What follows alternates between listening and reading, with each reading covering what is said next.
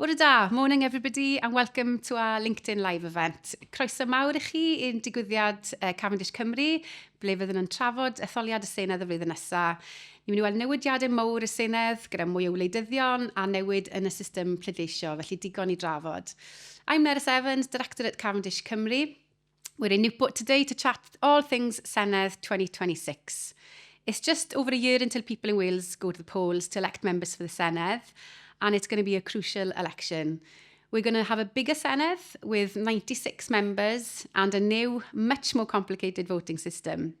So today we'll be explaining the complexity of that and looking at what it might mean in terms of the way seats are allocated with our brand new seat projector.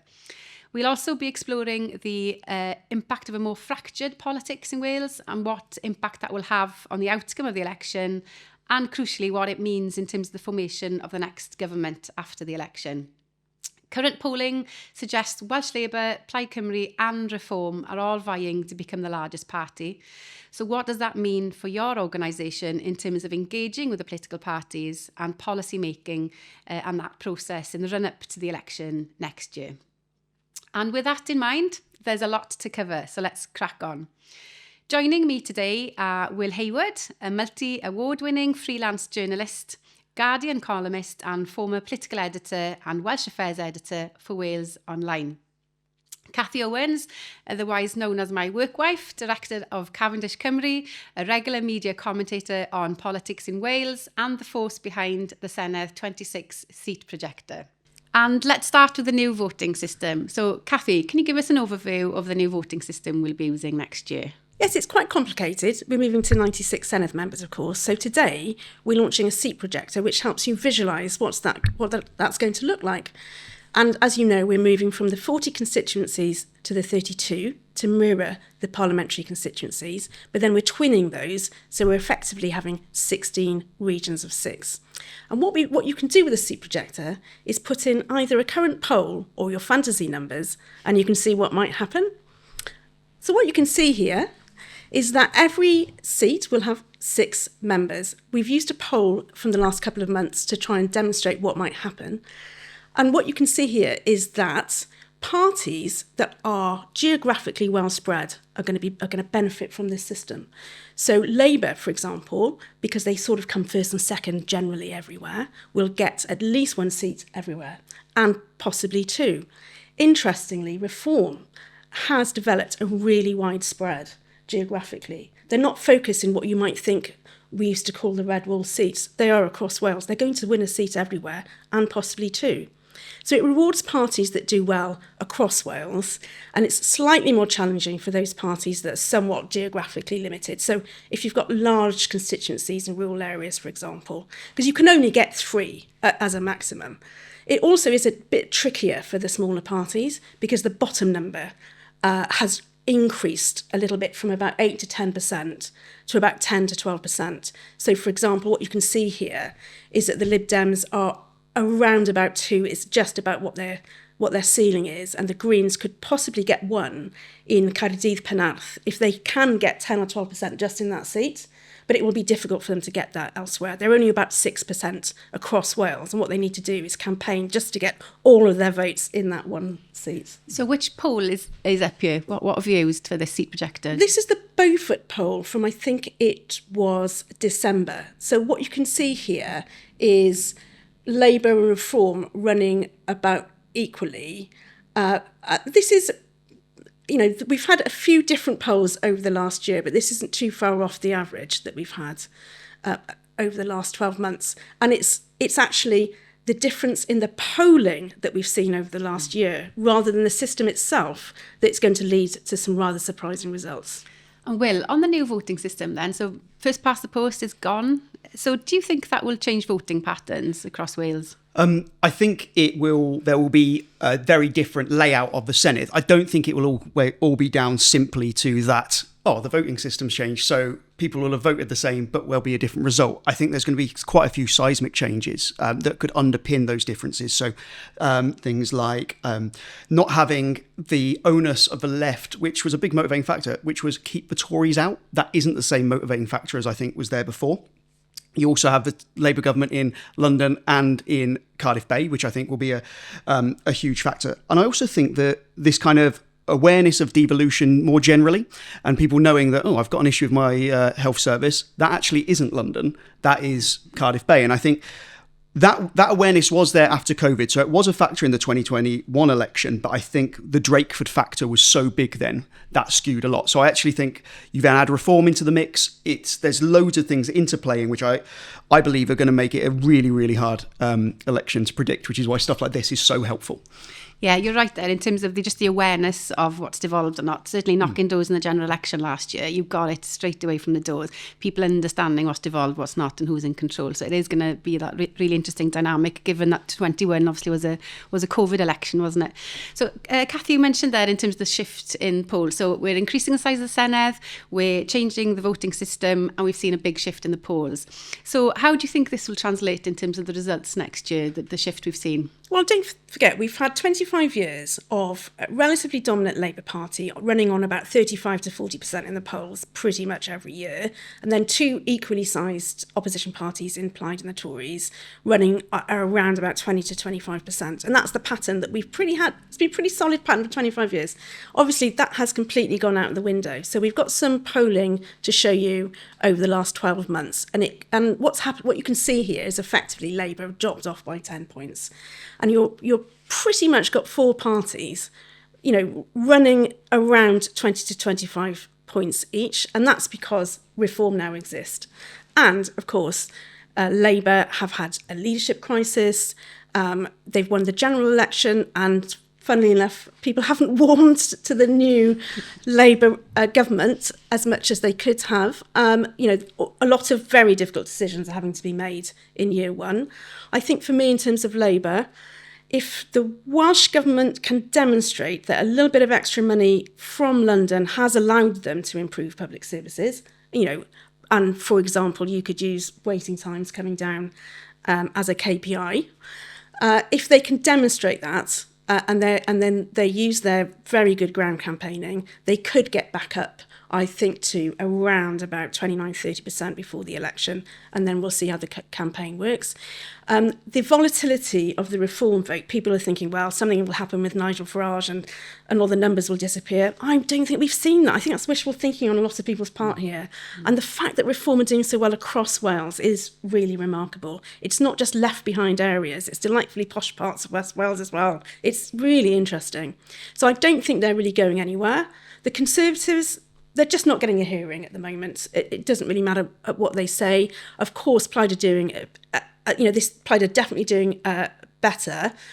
Whether they can turn that goodwill into positive numbers is something else. I think there's an issue there around the ground campaign that we might come back to around how parties have got to completely change how they campaign for this sort of election. We really are in a different territory now, and I don't think the parties have quite realised that. What do you think, Will, the polls are telling us? That is a very tough question. I think one thing to bear in mind, and I think with the reform vote, this is interesting, is how many people who support reform actually turn out in a Senedd election. I think that is a really unknown factor. I think we just simply don't really know how that will play out. What we have seen is Times Reform have done really well in Wales is European elections, obviously in their previous incarnations of many different parties, which seem to change over the course of a Senedd term. But what I think, Cathy mentions about Labour being able to go back and say, look, this is the improvements we've made. And I always try and think about like offerings. So at the start, what are parties offering? And I think if Labour's main plan is to say, look at this improvement, I think actually saying, well, there's 700,000 people on waiting lists rather than 800,000, I am sceptical that that is going to move the needle. When actually, I think what we saw in the general election is actually people aren't that enamoured with any kind of, for want of a better word, establishment party. And I think it will be there will be obviously people in Wales who vote Labour through muscle memory. I think they have a fairly high floor in Wales.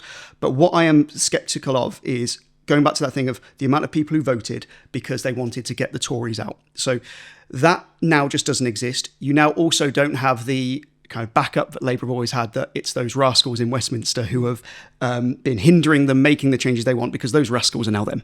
So I think it's very hard to predict. I think the Plaid It very much depends, as Kathy says, on how people campaign, where they target, and also where they identify in terms of priorities, because I think, as Kathy says, I've got to stop saying how Kathy says, it's just a font of all knowledge. I'm usually right about all these sorts of things, Will. So, it helps. That's not going to go on record on that, but what I absolutely would say with regard to Plaid Cymru and Labour is Labour, as you say, they've got a very spread out support, which in some ways is obviously really helpful in a system like this. But Plaid have got areas which are complete strongholds where I think they probably don't even need to campaign, and they're probably going to bank 2 seats. And if they have either the courage or the boldness to actually say, okay, we're taking that, we're not going to try and get a third person here, we're going to go all out to areas where we might only get 1 and try and turn that into a 2, that will be, I think, where the election is kind of won and lost. It's a conversation we have quite a lot in the office, isn't it, Nerys? Yes. Which is, there's only 1 Ceredigion, but there are 5 Caerphillys. Mm-hmm. And I think that limits them somewhat.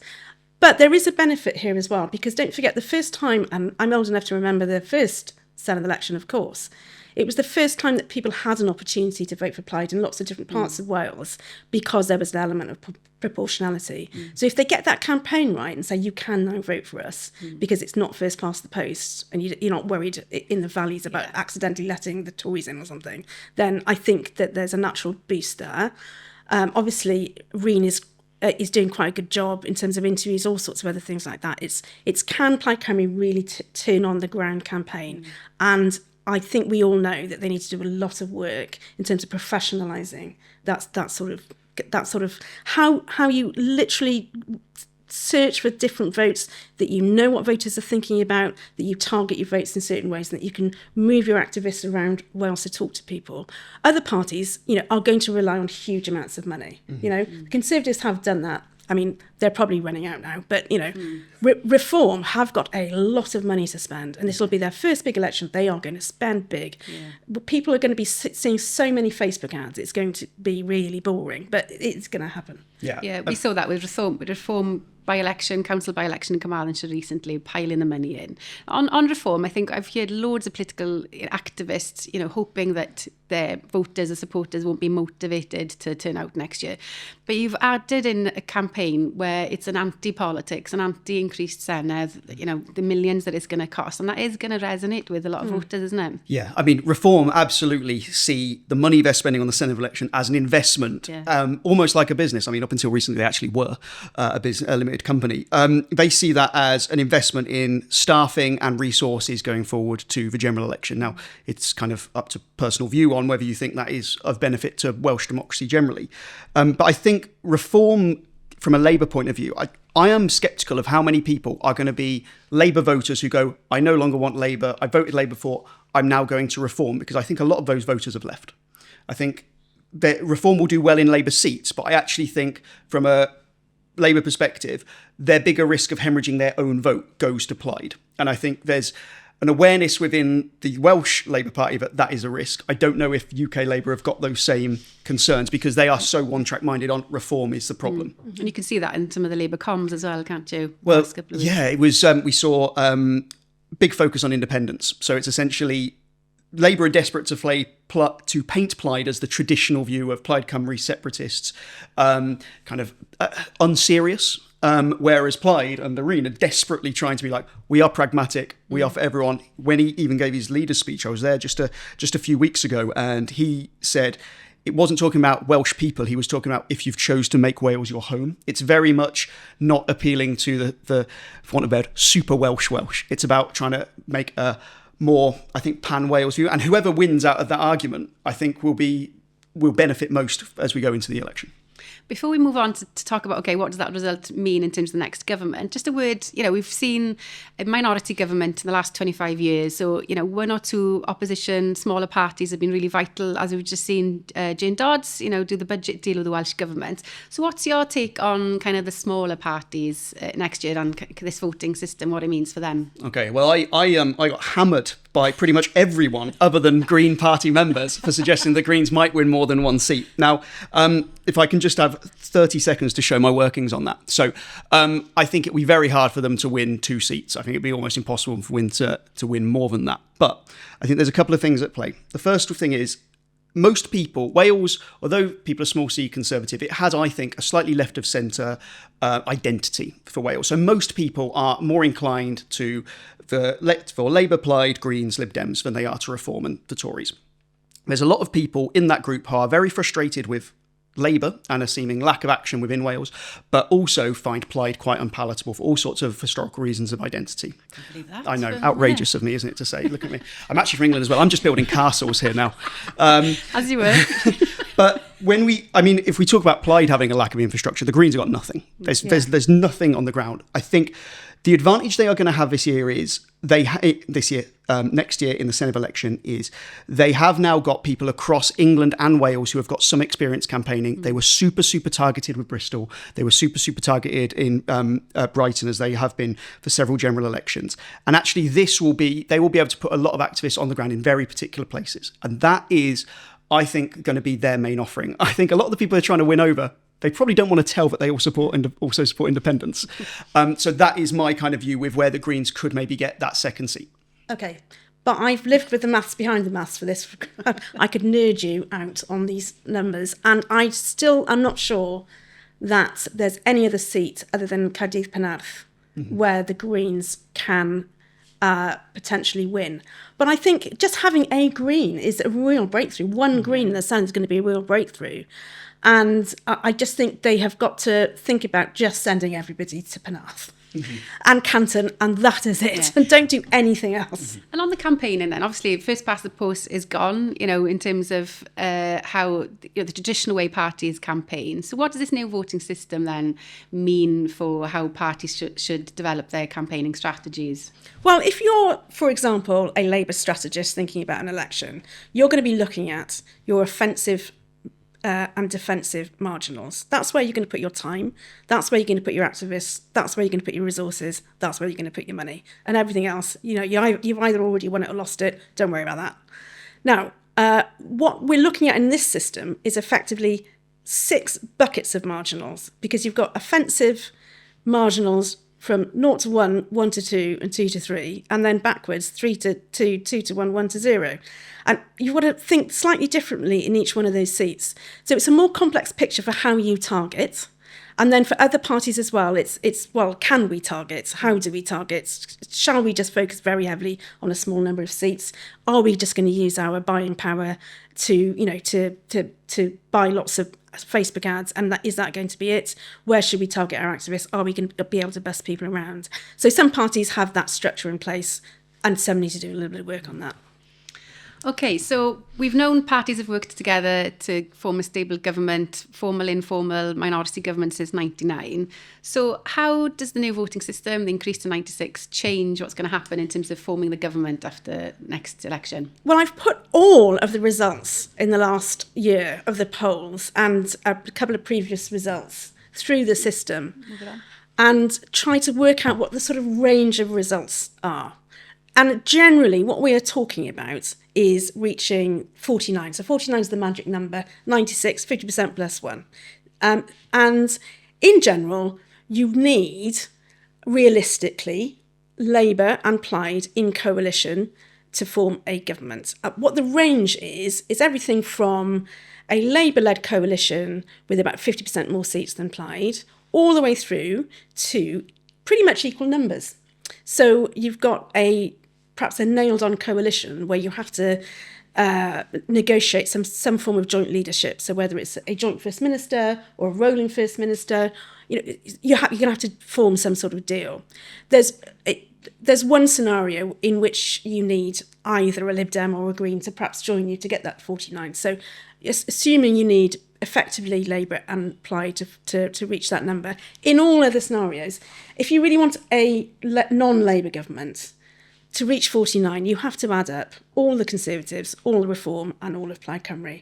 Now, that is a fun dinner party, but it is not a 4-year government, in my mind. It will happen, in terms of potentially, as a challenging negotiating strategy, or as, one of the parties might think that they can run a minority government. We've seen it before, where 2016, for example, when Plaid Cymru managed to make sure that the UKIP and the Tories were voting for Leanne Wood as First Minister. You might get that as part of a negotiating strategy in the early few weeks. So I think it won't be clear who the government's going to be the day after the election. But, in terms of a stable government, managing public services going forward, making sure you've got a budget, it's going to get complicated unless you agree some form of coalition. Don't forget, this is not new. Mm-hmm. We've had multi-party government for 25 years. We've done it every single year. We've managed it. And we've had just about every different form in there, very early on. We even got the Conservatives vote for the budget. So, all things could happen. All things have already happened already.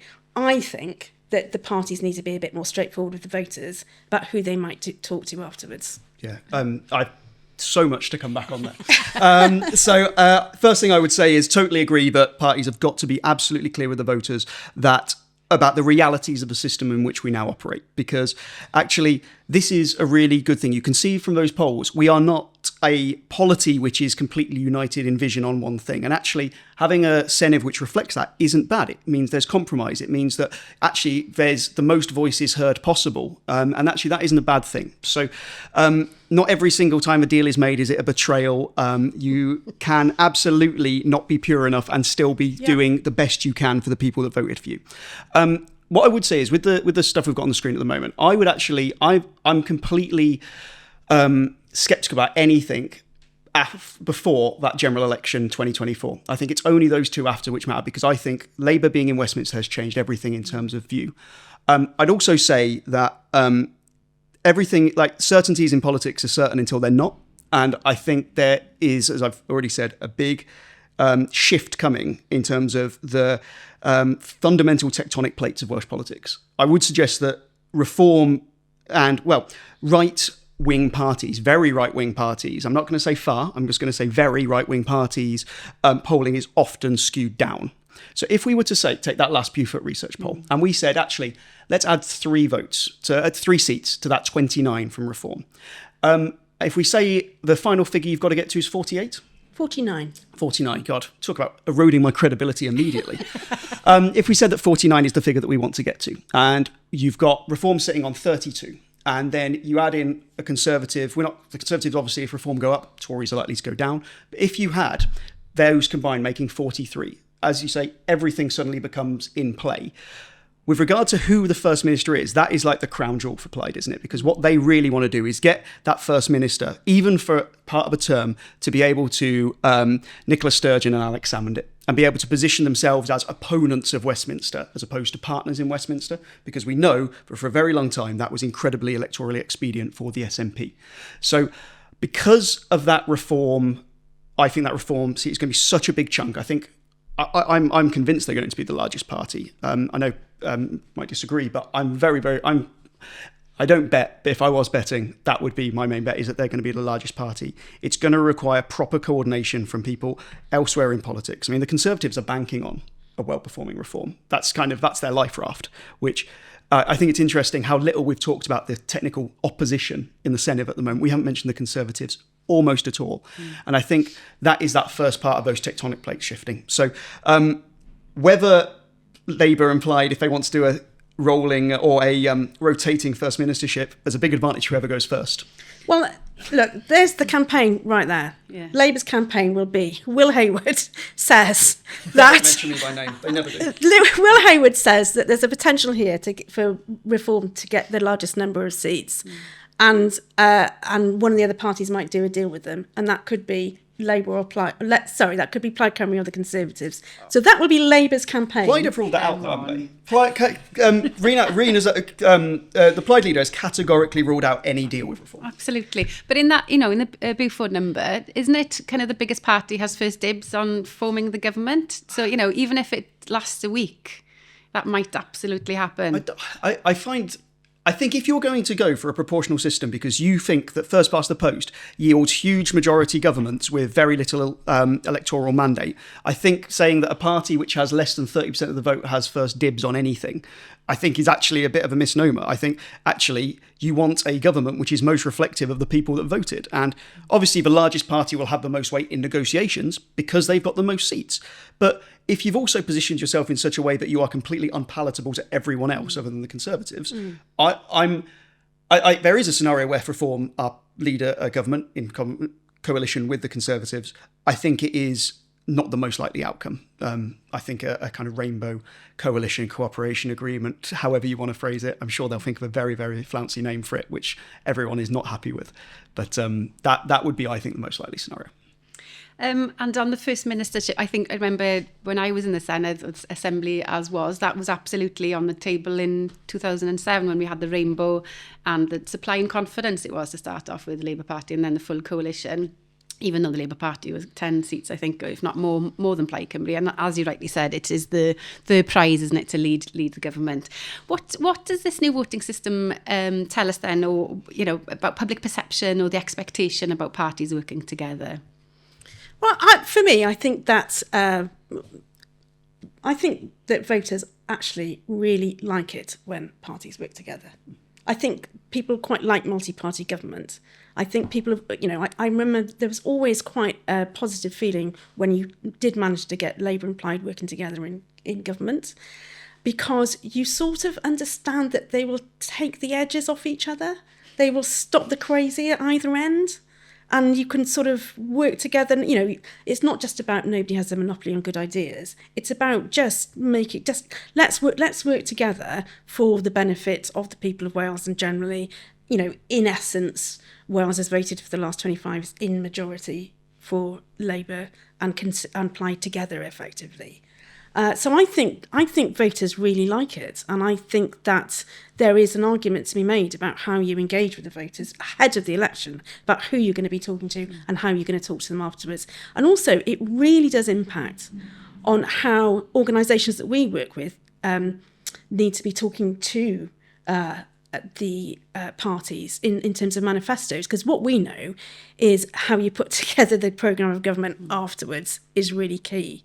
So it's not about working with parties about what's in their manifesto, it's also about what they're going to rule out. Because when you're putting together that programme of government, it's really easy to say, well, there's 10 things here and 10 things here that we agree on, so we'll put those in. Then we'll fudge the next 10 because we sort of agree, but we haven't exactly explained it. And then you end up with the worst of both parties. It's like a watered-down version. It's the bits that you rule out, which I think is really fascinating. I agree. I think voters, like it when parties show they're working and they understand why they're doing stuff. I think one of the reasons why in Wales we had such good compliance for that first year of the pandemic is because Drakeford and the Welsh Government said, we're doing this is why we're doing it, this is what's underpinning our decision, these are the things we don't know, these are the things we do know. And there's a lot of mistakes that they made during that point, but at least people felt like they understand the thought process. I totally agree with what you said with that. Points need to be made before the election. You can't just go, we're trying to fight for every vote, we'll see where the chips fall. Well, actually, it's just deeply misleading, because there is no way you're going to get even close to a majority on your own. So actually say, well, these are the red lines for us. These are things we would not agree to in coalition. So at least I know that if I put my X in that box, this is some things that are guaranteed. And I think you managing those expectations in the run-up to the election means that then people are much more understanding when you have to make concessions, because people do understand how people work. And I think that would be, it would really be a dereliction of duty in terms of getting this new system over to the Welsh public if you don't explain your workings and how you plan to operate in the result of the inevitable negotiations afterwards. What are the weaknesses for each of the parties standing next year? Well, we touched a lot on, in terms of resource and stuff like that. So from a policy perspective, I think Labour's biggest issue is public services are in the absolute toilet. It's very hard to go to a older and sicker population and say, actually, there's a pretty good chance that 1 in 4, 1 in 3 of you are on a waiting list, but don't worry, we plan on sorting it out at some point, even when they said at the last election, they will be, the 2-year waits will be gone by this point, and they are very, very stagnant. Obviously, they've seen a small drop just recently. But so Labour, I think it's, what is their offering? What are they saying is going to be different in your life if you vote for them? From a Conservative point of view, I think the fact that they are completely unable to engage with any kind of constitutional question without just saying, no, we're not doing that, which means that really limits their ability to then put forward a reasonable offering for how you improve Wales, because you can't really improve Wales without talking about changing the constitutional setup. The fact that they've got no real Welsh identity, there's no divide between them and the UK Tories, I think it's hamstrung them since the start of devolution, hasn't it? With regard to reform, I think the biggest problem is also their biggest asset electorally. It's Nigel Farage. It's people who love him really love him. Most people, I mean, you look at some parts of the media and you'd think everyone loves him. Most people don't like him. Most people are not big fans of Nigel Farage, and people's concerns around his attitude towards things like Ukraine and his attitude towards the NHS, I think, are really big stumbling blocks for them. For Lib Dems, I think the biggest problem for them is that they simply have very little presence, and they've never ever recovered from that from the coalition, which they have managed to do in parts of England. They haven't invested the resources. In terms of Plaid, for me, I think the biggest thing, and they are getting away with this in a massive way, is the disconnect between how they try and appeal to rural communities and farming communities and what they say with regards to their environmental credentials. Because in terms of the sustainable farming scheme, they have really gone after Labour over the perceived issues with that, but really haven't put forward any, I think, credible alternative, which will mean that Wales can meet its net zero targets. I just think there's a huge disconnect there, and they are essentially saying different things to different people. But am I right in saying you might be better placed to answer that question than I am in terms of Plaid, Nerys? Well, I would agree that's a challenge for Plaid, but I think, Plaid are in a really positive position in terms of the polling. This is the most positive I've ever heard Cathy talk about Plaid. So I haven't finished yet. Okay, so far. In terms of the polling, in terms of Reen's performance, so in terms of, getting the policy platform right, I think that's key, and the ground campaign. The sort of party you might want to get involved with, I think? Potentially, yes. Well, I will be putting my name forward for selection next year, so watch this space on that one. But in terms of as we've talked about, the just the Labour policies in Westminster, the welfare changes, if you're voting for Labour and getting that, I think that presents a real big opportunity for Plaid to show progressive left of centre credentials, which I'm hoping to see. So, well, can I just come back on that one, Nerys? Because don't forget, I mean, I agree with Will that Plaid Cymru have a real issue because they have such a conservative land use climate change policy. It's a real challenge for them across other parts of Wales, and that's why they don't do so well in the urban marginals. Also, don't forget, we have this conversation before every single election. This is the election in which Plaid Cymru is going to do really well in the next one, and then it never really happens. And they've pretty much been bumbling along at the same proportion for the last 20 years. So, what is it that is going to make it that very different election for them this time? Haven't seen it yet. Definitely a lot of goodwill in the room for them, so they will do slightly better, but can they get their votes around Wales? So I really think that, we need a little bit more evidence, a bit more polling this year to see, to make our proper predictions. So I would say, I'm going to say Labour would probably bump back up to around about 30%. That's what they'll be aiming for anyway. They've gone down from 35 to about 25 at the moment. I can't see, Plaid would be really reaching their ceiling if they get to 24, 25. So that, I think we are nailed on with a coalition of some sort. But I do think it's going to be a hot mess of a result, and we won't know exactly who's going to be in government for quite some weeks afterwards. Lucky we've got a sleep projector though, isn't it? Absolutely. And final predictions for next year? I predict that it will be an election which is very unpredictable right up until the end, and actually it will be a case of almost a bit 1999 where there'll be about 30,000 votes in it. And I hope to see Reen ap Iorwerth as First Minister after the next election. Do you, Nerys? Yes, I do. And I think with the polling, that, absolutely see what your points there in terms of some of the restrictions, but a couple of percentage increase in Plaid's vote in those key seats, strategically looking at kind of appealing to the valleys areas and, putting that policy platform together that really could make the difference. As you said, a couple of seats in it, so... I'd like to go on the record and say I don't really care who wins. I will hold them all to account equally because I hold them all in equal contempt. Fantastic. Well, thank you very much both for sharing your views today. I think it's fair to say that we're in for a fascinating 12 months. We've covered a lot today, the complexities of the new voting system, the range of possibilities in terms of the results, and what it might mean for the formation of our next government.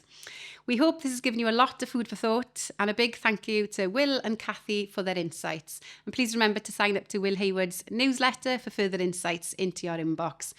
We're also publishing a report today explaining the changes to the voting system, the implications for each of our political parties, and how you can prepare and focus your engagement. It's definitely worth a read. You can download it on our website, where the seat projector is also now live and available for you to use. And of course, you can sign up to our Cavendish Cymru election service to keep up to date with all the latest developments, find out how the policymaking and manifesto processes will work, and how best to maximise your impact with the parties between now and May next year. If you have any further questions or would like to continue the conversation, do get in touch. For now, though, diolch yn fawr. Thank you very much for joining us and enjoy the rest of your day. Hwyl fawr.